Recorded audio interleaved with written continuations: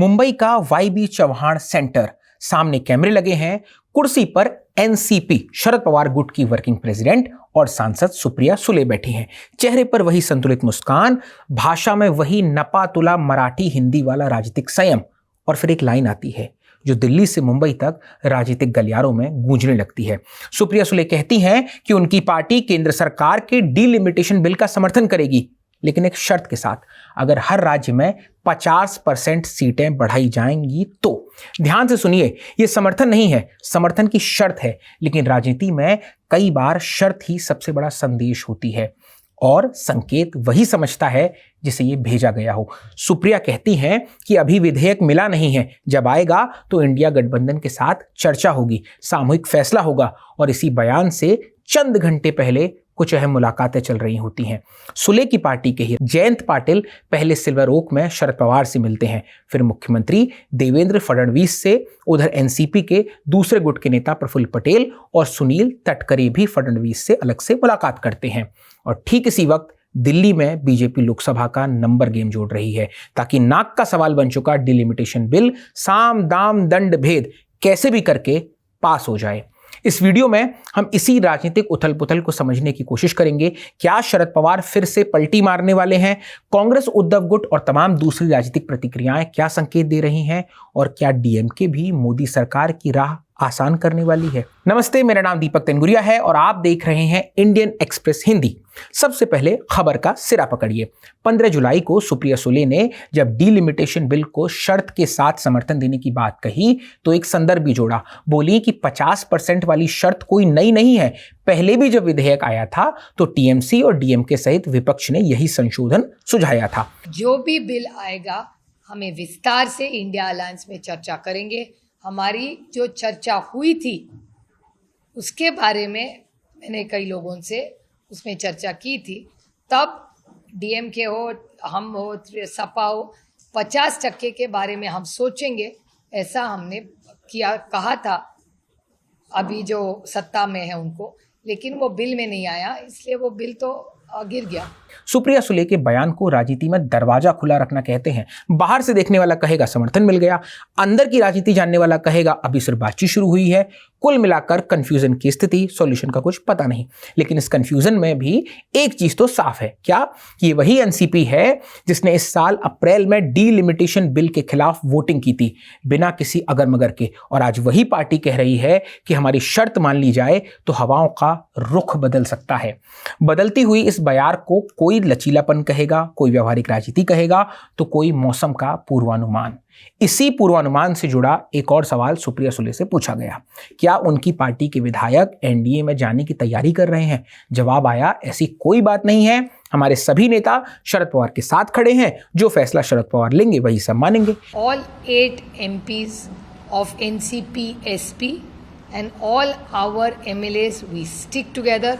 Whatever decision will be taking, please understand, NCP is a party where Shri Sharad Pawar not only leads it, he invests in everybody and he listens.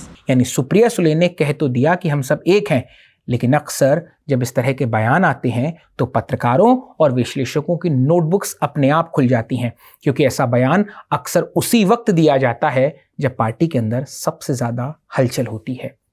और ये हलचल नुमा बेचैनी क्या है, इसे समझने के लिए चलना होगा सिल्वर ओक, यानी वयोवृद्ध नेता शरद पवार के घर। एक दिन पहले 14 जुलाई की शाम जयंत पाटिल वहां पहुंचते हैं, सीनियर पवार से मुलाकात करते हैं। कुछ घंटे बाद वही जयंत पाटिल मुख्यमंत्री देवेंद्र फडणवीस के यहां पाए जाते हैं।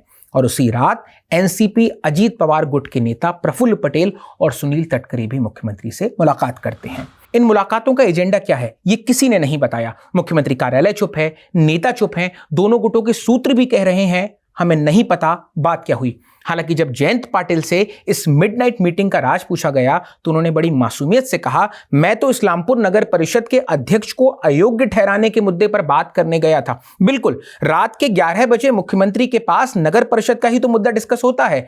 राज्य का विकास जो रुक गया था इस्लामपुर की वजह से।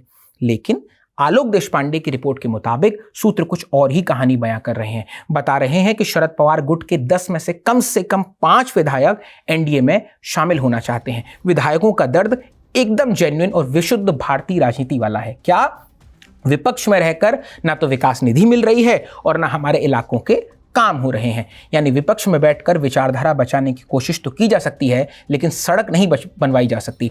कम से कम कुछ विधायकों की सोच यही बताई जा रही है। शरद पवार गुट के एक विधायक ने सीधे कहा, अगर हर बार सरकार के साथ ही वोट करना है तो बाहर बैठने का मतलब क्या है, सीधे सरकार के साथ चलिए। अब अंतरात्मा की आवाज में होते दिख रहे इस परिवर्तन में एक तार और जोड़िए।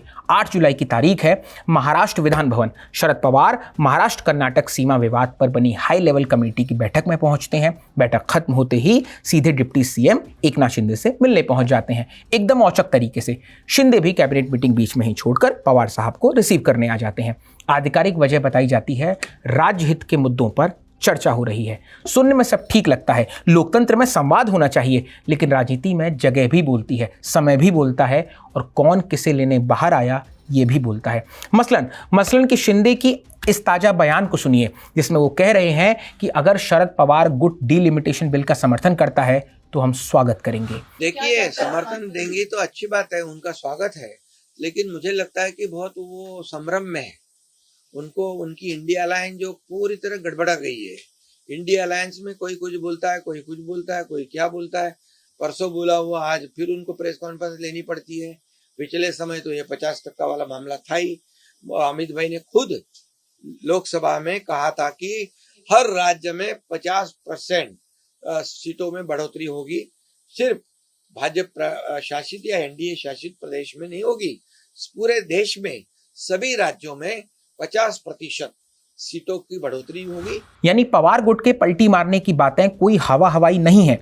अगर हम शिवसेना, उद्धव गुट और कांग्रेस की प्रतिक्रियाओं पर नजर डालें तो तस्वीर और साफ नजर आती है। मसलन सीनियर पवार और शिंदे की मुलाकात के बाद से ही उद्धव गुट की भौहें तनी हुई हैं। संजय राउत साफ कह चुके हैं कि जिस एकनाथ शिंदे ने उद्धव ठाकरे की सरकार गिराई, उस ऑफिस में जाकर बैठक करने से भरोसे को चोट लगती है। फिर कांग्रेस का बयान आता है। वरिष्ठ नेता और महाराष्ट्र के पूर्व मुख्यमंत्री पृथ्वीराज चव्हाण कहते हैं कि शरद पवार की पार्टी के 5-6 सांसद पाला बदलने को बेचैन है। चव्हाण को जवाब भी मिलता है। बीड सीट से सांसद शरद पवार गुट के जो लोकसभा सांसद है बजरंग सोनवड़े, वो कहते हैं हमारी पार्टी में कोई बेचैन नहीं है। जो लोग ऐसे दावे कर रहे हैं पहले अपना घर संभालें। खैर, ये भी पुरानी राजनीतिक रवायत है। जब अपने घर की नींव हिल रही हो तो पड़ोसी की दीवार में दरार गिनिए, दुख का समान वितरण करने की कोशिश कीजिए। इस पूरी कहानी में ये होता भी दिख रहा है। विधायक विकास निधि के लिए दुखी हैं, उद्धव की सेना शिंदे पवार मुलाकात के लिए दुखी है, कांग्रेस संभावित टूट के लिए दुखी है और शरद पवार वो चुप है। और ये चुप्पी महाराष्ट्र की राजनीति में इस वक्त का सबसे बड़ा बयान है। और इस चुप्पी को एक मुहावरे के संदर्भ में भी याद रखना है। मुहावरा है, खरबूजे को देखकर खरबूजा रंग बदलता है। याद रखना होगा ऑपरेशन टाइगर को, जिसके तहत पिछले महीने उद्धव गुट के 6 लोकसभा सांसद शिंदे के साथ हो लिए। दलील वही पुरानी कि विकास करने का मौका नहीं मिल रहा। दलील पुरानी है, लेकिन दलील के पीछे की असली वाली दलील भी पुरानी ही बताई जा रही है, जिसमें विचारधारा बाद में आती है और मजबूरी पहले। वैसे इस मजबूरी और बेचैनी को एक अलग मोड़ देने की कोशिशें भी हुई जब कहा गया कि शरद पवार गुट का विलय कांग्रेस में भी हो सकता है। इन खबरों ने तब और जोर पकड़ा जब अजीत पवार गुट के अंदर खाने भी सब कुछ सही ना होने की बातें चली। पार्टी के पूर्व राष्ट्रीय सचिव सच्चिदानंद सिंह ने सुनेत्रा पवार को पार्टी अध्यक्ष चुने जाने की कानूनी नोटिस भेजकर चुनौती दी। पर्दे के पीछे की कहानी यह है कि अजीत गुट के कई नेता पार्थ पवार के बढ़ते दखल से नाराज हैं। कुल जमा धड़कनें बढ़ी हुई हैं मुंबई से लेकर दिल्ली तक। यही कयास लगाए जा रहे हैं कहीं बड़े साहब कोई खेल न कर दें। जिक्र दिल्ली का हुआ तो अब वहीं चलते हैं, क्योंकि महाराष्ट्र में चल रही इस उथल पुथल के तार भी दिल्ली से ही जुड़ रहे हैं और केंद्र में है मोदी सरकार का वही डिलिमिटेशन बिल। इंडियन एक्सप्रेस की लिज मैथ्यू की इन डेप्थ रिपोर्ट इस पूरे खेल की दिल्ली वाली चाबी खोलती है। 20 जुलाई से संसद का मानसून सत्र शुरू हो रहा है। सरकार की तैयारी है कि लोकसभा की सीटें 543 से बढ़ाकर 850 करने वाले परिसीमन बिल और महिलाओं के लिए आरक्षण को 2029 तक लागू करने वाले संविधान संशोधन बिल को पास करा लिया जाए। दिक्कत यह है कि अप्रैल के विशेष सत्र में यह बिल लोकसभा में गिर गया था। पहली बार मोदी सरकार को ऐसी चोट खानी पड़ी संविधान संशोधन के लिए। 2/3 बहुमत चाहिए। अगर सदन के सभी सांसद मौजूद हों और वोट करें तो जादुई आंकड़ा होता है 360। एनडीए के पास फिलहाल हैं 293 सांसद, 293। अगर टीएमसी के 20 बागी और शिवसेना यूबीटी के 6 बागी सांसद भी मिल जाएं तो भी आंकड़ा 329 तक ही पहुंचता है, माफ कीजिएगा 319 तक पहुंचता है, यानी 360 से अभी भी दिल्ली दूर है।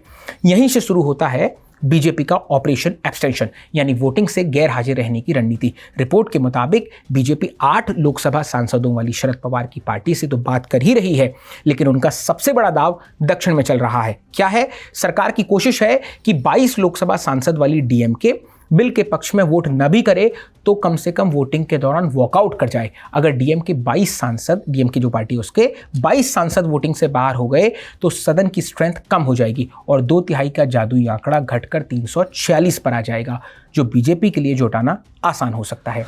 इसलिए डीएमके के साथ मिडिल ग्राउंड तलाशा जा रहा है, लेकिन दावों और गिनती में फर्क होता है।